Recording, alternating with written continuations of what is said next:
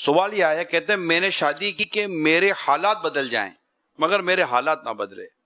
میری بیوی مجھے اس بات کے تانے دیتی ہے، وہ غربت پر بھی تانے، روزگار پر نہ ہونے پر تانے. سمجھ گیا، لیکن یہ کہ بعض اوقات جوابی کاروائی ایسی ہوتی ہے کہ وہ تانوں کی تعداد بڑھا دیتی ہے.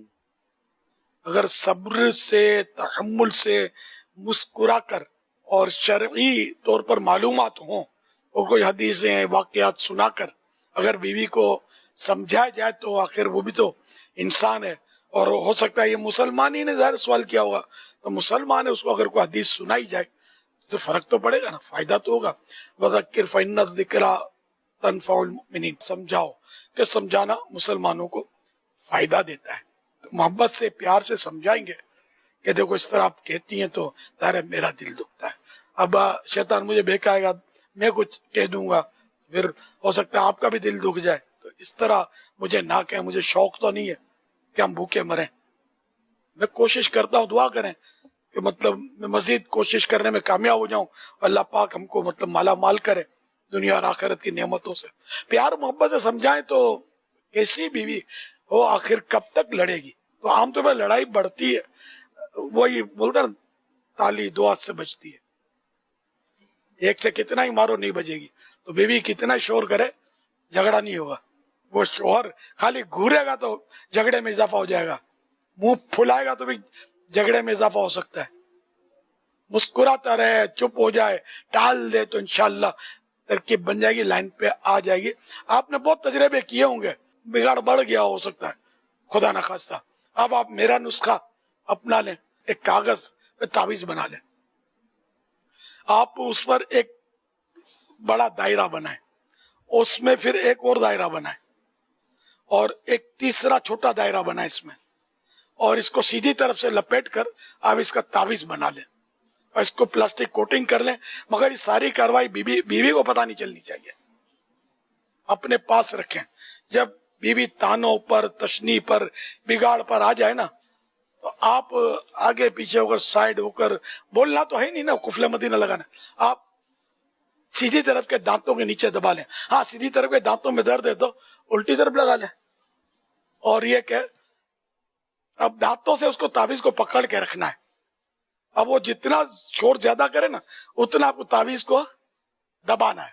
آپ دیکھ لینا، پھر پیغام دینا کہ واقعی یہ نسخہ کامیاب ہوا، اس تعویذ کی میں آپ کو اجازت دیتا ہوں، اس کو بنائیں. اور جن جن کے گھر میں یہ مسائل ہیں میں سب کو اجازت دیتا ہوں.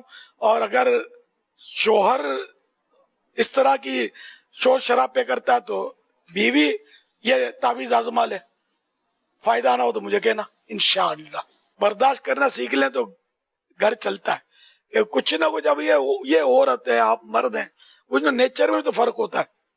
تو یوں 5 انگلیاں بھی تو صحیح نہیں ہے نا، 2 باتیں اچھی ہیں، 2 باتیں بری، 1 بات بری ہے تو 3 باتیں اچھی. یہ ہوتا ہے، مطلب کچھ نہ کچھ تو لکھن ہوتے ہیں. مرد میں بھی تو کچھ نہ کچھ لکھن ہوتے ہیں، ایسے لچھن ہوتے ہیں کہ جس سے عورت تنگ آ جاتی ہے. لیکن بعض اوقات وہ نبھا رہی ہوتی ہے، کبھی مرد نبھا رہا ہوتا ہے، کبھی دونوں ایک دوسرے کو برداشت کر رہے ہوتے ہیں. تو یوں گھر چلتا ہے، بچے وغیرہ ہو جاتے ہیں، بڑے ہو جاتے ہیں، اور یہ مطلب حساب کتاب چلتا رہتا ہے.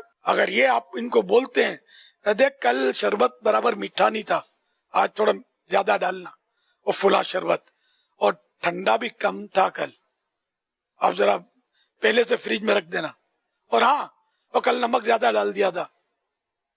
یہ حرکتیں کر رہے ہیں تو میاں بیوی کی پھر بنی مائنس ٹھنی جھگڑے ہوں گے، کیونکہ جب بولو گے نہیں تو جھگڑے بھی نہیں ہوں گے. یا اسی طرح عورت کچھ کڑکڑ کرتی رہتی ہے کہ ذرا پیاز کاٹ دو، میں کتنے کاٹوں، میری آنکھیں جل رہی ہیں، ذرا اٹھاؤ، یہ لو، یہ چھری پھینکی اس کی طرف، یا اٹھاؤ پیاز، یہ نکالو آلو ادھر سے.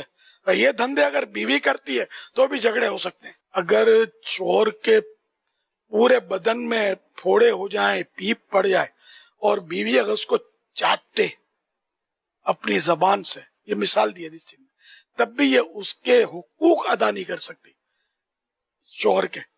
اتنا شوہر کا مطلب ہے نا، شوہر کا اتنا حق زیادہ ہے. الرجال قوامون علی النساء، کہ مرد جو ہے عورتوں پر حاکم ہے. تو اس کی اطاعت کرنی ہے، فرما برداری کرنی ہے جائز باتوں میں. ہاں گناہ کا کہے تو نہیں ماننا کہ تو پردہ مت کر، بے پردہ شاپنگ کے لیے چل، تو نہیں جانا ہے.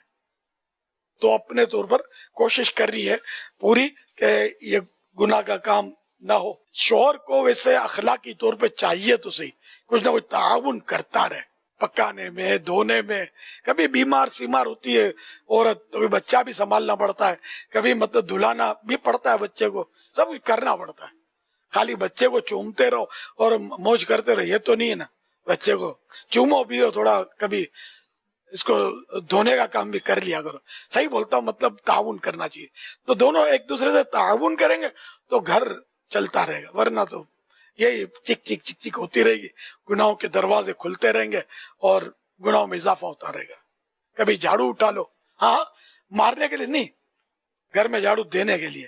کبھی دسترخوان بچھا لو، کبھی برتن اٹھا لو. یار یہ بیچاری سارے کام ایک ہی کرے، یہ ضروری تو نہیں ہے نا. تو ایک دوسرے کو تعاون کریں، اللہ کرے گا تو آپ کا گھر مدینے کی طرف اڑے گا اور مدینے میں جا کر آقا کے قدموں میں فکس ہو جائے گا انشاءاللہ.